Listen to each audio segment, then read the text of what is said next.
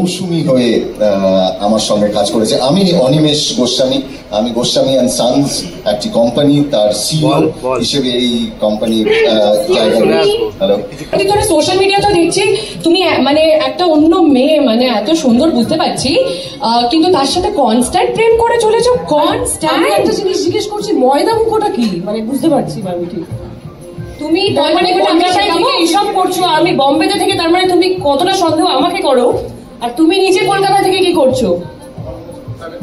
না না, মানে কোথাও বলছি যে আমার নাম অনিমেষ গোস্বামী এবং আমি গোস্বামী অ্যান্ড সানস কোম্পানির সিইও। আমি কোনো সিইও ফিও মানি না, আমি মনে করি আমাদের দুজনের মধ্যে আমি সিইও। সো তোমাকে এটা মানতেই হবে, প্রথম বহুরূপী, তারপর আমার বস। তুমি তো আমার বসের জন্য আসছো, তো এখানে হঠাৎ করে বহুরূপী কোথা থেকে আসলো? তুমি কি আমায় ডিজোন করছো?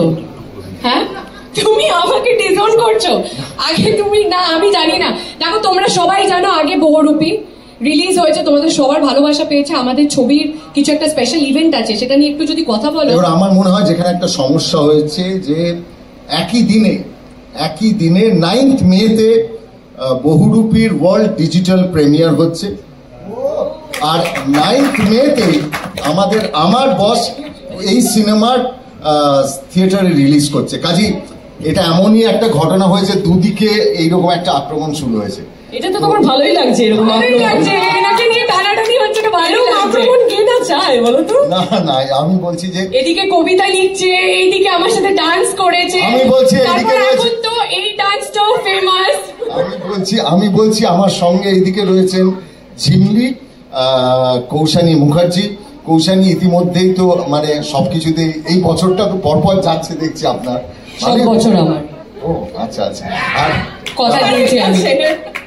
আর এইদিকে রয়েছেন শ্রাবন্তী চট্টোপাধ্যায়, যার সঙ্গে আমার বস এই সিনেমায় আমার কাজ মানে প্রথমবার কাজ করছি। আমি আস্তে আস্তে ঘামতে শুরু করেছি। আমি বলছি যে এসিটা বাড়িয়ে দাও। না না, আমি বলছি এই যে দু নৌকায় পা দিয়ে চললে এটাই হয়। আমি শুধু আপনাদের সকলকে শুধু একটাই অনুরোধ করব যে বহুরূপী যারা দেখেছেন তারা আবার দেখবেন। জি5-এ আসছে বহুরূপী 9th মে। যারা মানে বলতে চাইছি, বাড়িতে বসে বসে চা খেতে খেতে বহুরূপী দেখতে হবে 9th মেতে, আর হলে গিয়ে দেখতে হবে আমার বস 9th মে। Thank you very very much. Thank you so much. Thank you Jhimli. ঝিমলিকে মাথায় রেখে প্রেমটা করবে, ওকে? একদম, ঝিমলিকে তো আমি আগে মাথায় রাখি। I love you two.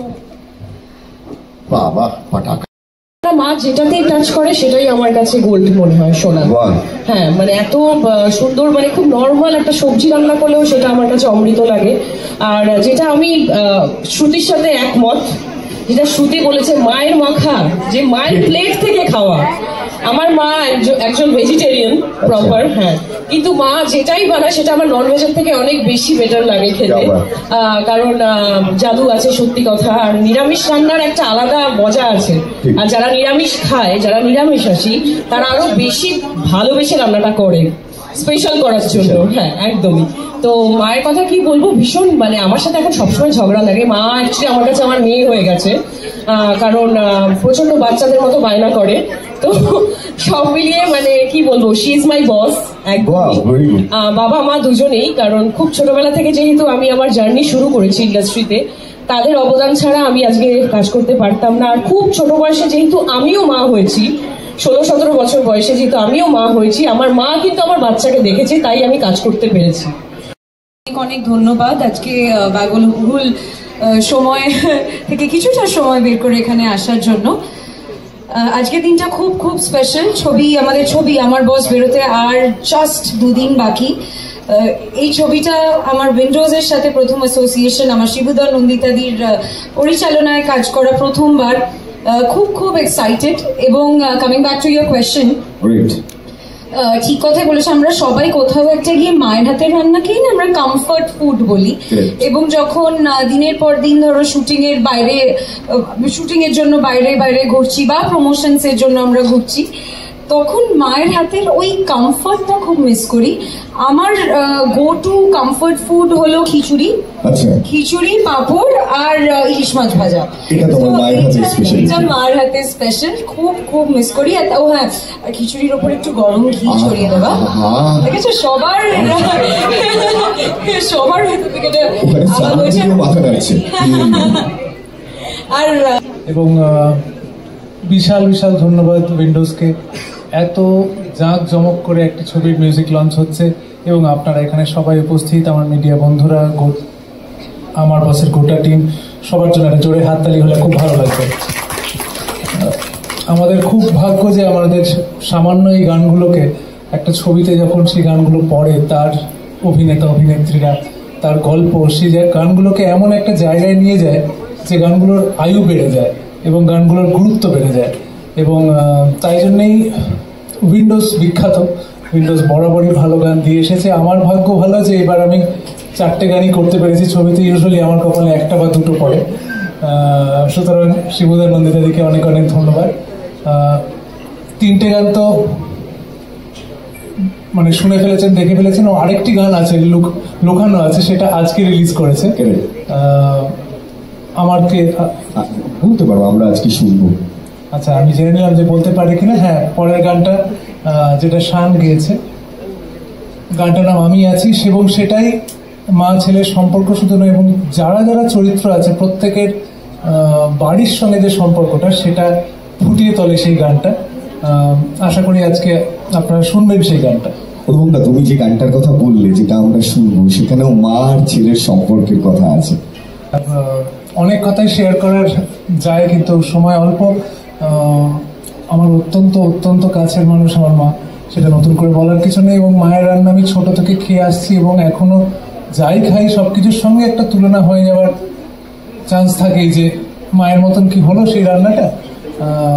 তবে মায়ের যে সিম্পলিসিটি রান্নায়, সেটা আমার সবচেয়ে পছন্দ।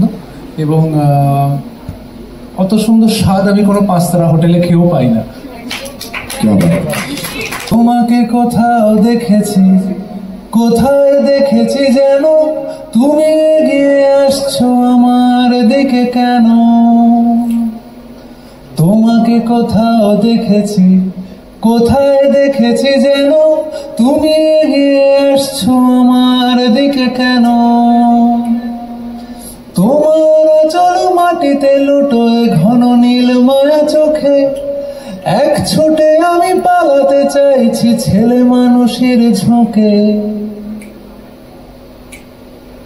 মালা চন্দনে বেদনা, মালা চন্দনে বেদনা, মালা চন্দনে বেদনা আমাকে। সবাই গাইবেন? মালা চন্দনে বেদনা, মালা চন্দনে বেদনা, মালা চন্দনে বেদনা আমাকে। Thank you, thank you, thank you. Jayprakash na, please, please, please.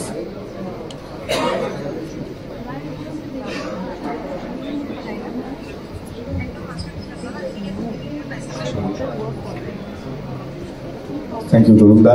একটা জায়গায় বিরতি নিয়ে ফেলেছিলাম ছোট করে, আবার